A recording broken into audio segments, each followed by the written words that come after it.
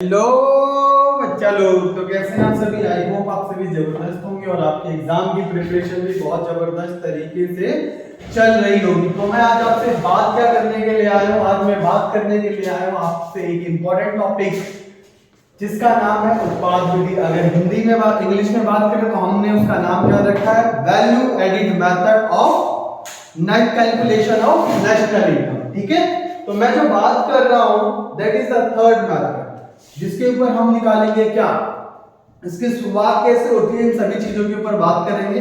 और ये हमारा एक फॉर्मूला है, फॉर्मुलाइज सिस्टमेटिक इक्वेशन के थ्रू ये सॉल्व होता है। ठीक है, तो आपको भी पता है जब कोई प्रोडक्ट बनता है तो वो प्रोडक्ट किसके लिए बनता है, जाहिर सी बात है सेल होने के लिए बनता है या बिक्री के लिए बनता है। ठीक है, बिक्री जब होती है तो दो चीजें होती हैं, एक उसके प्रोडक्ट की प्राइसिंग होती है, दूसरी इसकी होती है क्वांटिटी। अगर मैं प्रोडक्ट और क्वांटिटी का मल्टीप्लाई कर दूं तो एक फॉर्मूला बन जाता है जिसका नाम है सेल। ठीक है, अब जब सेल होगी तो दो ही तरीके से सेल होगी, या तो वो होगी प्रॉफिट के ऊपर सेल, ठीक है, या तो होगी वो लॉस के ऊपर सेल। जब भी हमारे जो सेलिंग प्राइस है, जो सेलिंग प्राइस है, उत्पादन की जो कॉस्ट है, जो प्रोडक्शन कॉस्ट है, प्रोडक्शन कॉस्ट, जैसे बात करें कोई भी प्रोडक्ट 10 रुपए में बना है, अगर वो 12 रुपए में मार्केट में बिक रहा है तो कितने रुपए का प्रॉफिट होगा, आपको भी पता है 2 रुपए का प्रॉफिट होगा। लेकिन अगर वो 10 का बचा बना हुआ माल मार्केट में कितने में बिक रहा है, 8 रुपए में बिक रहा है, तो इधर क्या हो गया, जाहिर सी बात है 2 रुपए का लॉस होगा। तो वैल्यू एडिड मेथड क्या बताता है, किसी भी प्रोडक्ट को बनाने के लिए जो कॉस्ट लगी है उसके ऊपर ही कैलकुलेशन किया जाता है। बहुत ही आसान है, बहुत ही जबरदस्त टॉपिक है, तो कृपया इसको ध्यान से समझिएगा।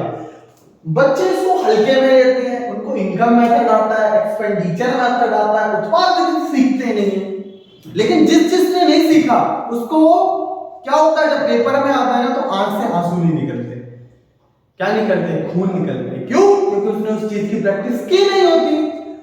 तो मैं आपसे स्टार्ट करता हूं, जीवी जो उत्पाद विधि है उसकी शुरुआत किससे होती है, उसकी शुरुआत होती है G V A at M P. ये किसके बराबर होता है बच्चा लोग, ये बराबर होता है G D P at M P के।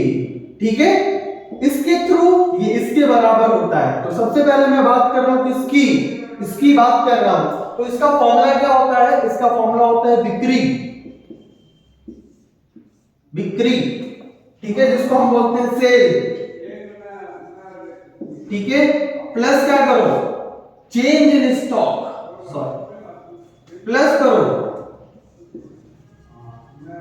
चेंज इन स्टॉक, जिसको बोलते हैं स्टॉक में परिवर्तन, स्टॉक में परिवर्तन।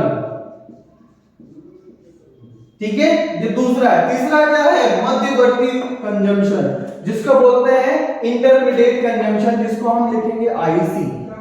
क्या लिखेंगे, आईसी। हिंदी में बात करें तो क्या लिखेंगे, मध्यवर्ती उपभोग। इसमें क्या आता है, जैसे आपका बिजली आ गई,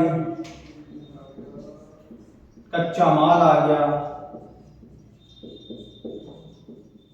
ईंधन आ गया, तो ये सारी चीजें एक्सेट्रा, बहुत सारी चीजें हैं जो कि हमारा मध्यवर्ती उपभोग के अंदर आती हैं। ठीक है, अब चेंज इन स्टॉक कैसे निकलता है, क्लोजिंग माइनस ओपनिंग स्टॉक। ठीक है, क्लोजिंग स्टॉक तो डेल्टा एस निकल जाएगा, जिसको बोलते डेल्टा का मतलब होता है चेंज। बिक्री कैसे निकलती है, अभी मैंने बताया, बिक्री निकालने का फॉर्मूला होता है P into Q। P को अगर Q से मल्टीप्लाई करेंगे तो हमारा क्या आ जाएगा, सेल आ जाएगा।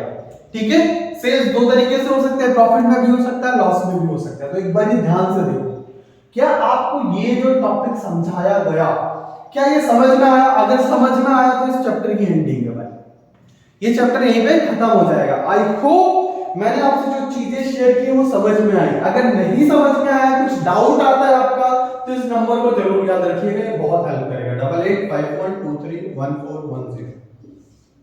इसको याद रखिएगा, ये क्या हेल्प करेगा, आपका जो भी डाउट आएगा, जो भी क्वेरी आएगी, जो भी क्वेश्चन आएगा, आप क्या कर सकते हैं, उसकी प्रिपरेशन कर सकते हैं, तैयारी कर सकते हैं और अपने मार्क्स को गेन कर सकते हैं। सो आई होप आपको ये चीजें समझ में आई होंगी, सारी चीजें क्लियर हो रही होंगी और आपको एक क्लियर कट मैसेज के थ्रू ये सब दिख भी रहा होगा। अगर दिख रहा है तो बहुत अच्छी बात है और अपनी नॉलेज को बढ़ाते रहिए, अपने स्किल्स को बढ़ाते रहिए। We meet on next video, तब तक के लिए टेक केयर, बाय बाय।